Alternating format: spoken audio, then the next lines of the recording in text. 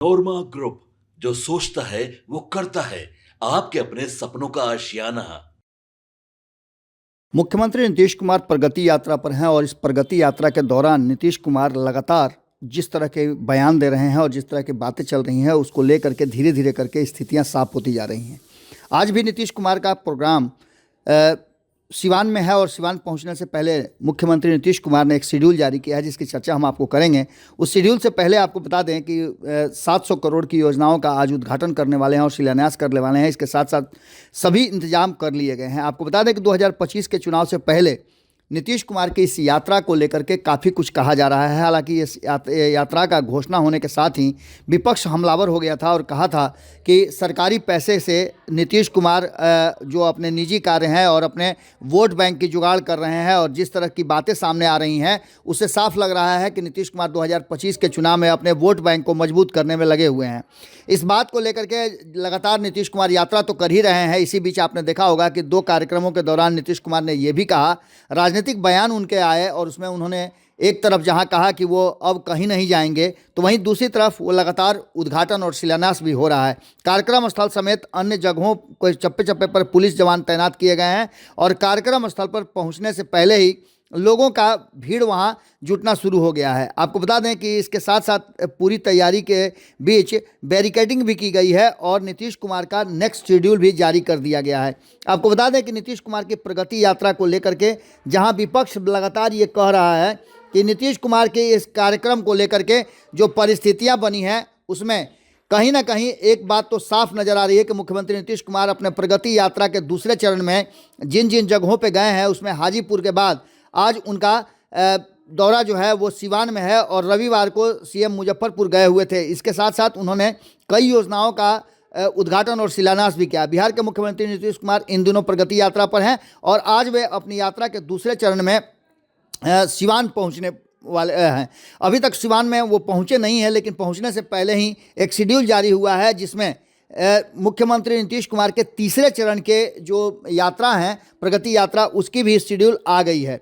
आपको बता दें कि तीसरे चरण की प्रगति यात्रा की शुरुआत 16 जनवरी से यानी खरमास के बाद होगी। इसी को लेकर के सबको ये कहीं ना कहीं एक संशय की स्थिति पैदा हो गई थी कि नीतीश कुमार 15 जनवरी को जब दही चूड़ा का भोज आयोजित होगा उसके बाद क्या कुछ करेंगे, क्योंकि नीतीश कुमार के बारे में ये कहा जा रहा है कि दही चूड़ा भोज के बाद वो कोई बड़ा फैसला ले सकते हैं। 16 जनवरी को खरमास खत्म हो जाएगा और 16 जनवरी से ही नीतीश कुमार की यात्रा भी प्रस्तावित है।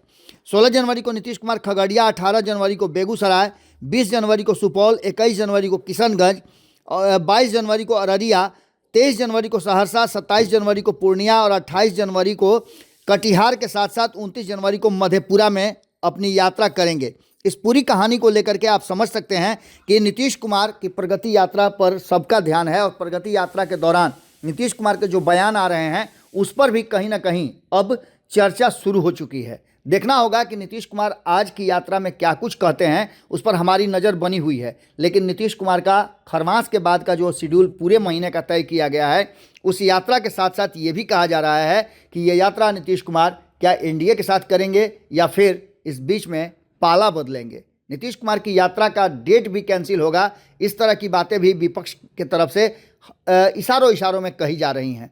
अब देखना होगा कि नीतीश कुमार को लेकर जो भ्रांतियां हैं उसे नीतीश कुमार कितना दूर करते हैं। इसके साथ साथ अभी कई समझौते होने बाकी हैं। खरमास के बाद राजनीति और तेज़ी से शुरू हो जाएगी और राजनीति में बहुत कुछ आपको बदलता हुआ दिखाई देगा। जुड़े रहिए भारत लाइव के साथ। बहुत बहुत धन्यवाद। आपके सपनों को हमने सजाया है, ई होम्स पैनोरमा को हमने बनाया है। ई होम्स मेरा एक सपना था जिस पे मैं पिछले 4 साल से काम कर रहा था। हमने जो बनाया है वो सबने है माना।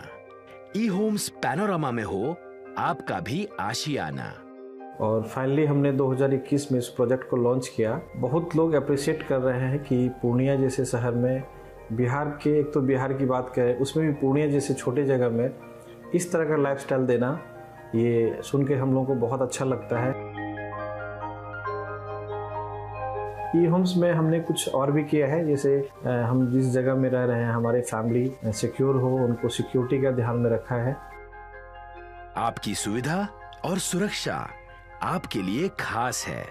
ये आपका विश्वास है। इसमें आर्टिफिशियल इंटेलिजेंस का 7 लेयर सिक्योरिटी का हमने इस्तेमाल किया है। लस ग्रीन कैंपस को बनाया है। यदि हमारा बाउंड्री वाल है तो वो वर्टिकल गार्डन है।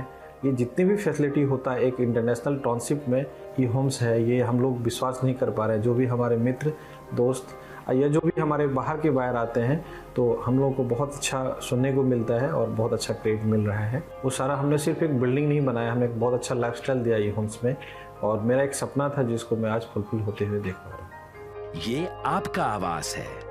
ई होम्स पैनोरामा में अब आपका निवास है। E Homes Panorama, luxurious lifestyle redefined. Panorama Group, जो सोचता है वो करता है। अगर ये वीडियो पसंद आई और वह बिहार के राजनीति और बिहारियत से सरोकार रखेनी तो सब्सक्राइब बटन दबा के चैनल के सब्सक्राइब कर ली। ओजे एगो घंटी बा, ओकरा बटन दबा देला से कुल सटीक और मारक खबर रुआ मुफ्त में मिल जाई। अगर रुआ पत्रकारिता के हमनी के नया प्रयोग में सहयोग कर चाहतानी तो ज्वाइन बटन दबा दी। पेटीएम नंबर नोट कर ली 9386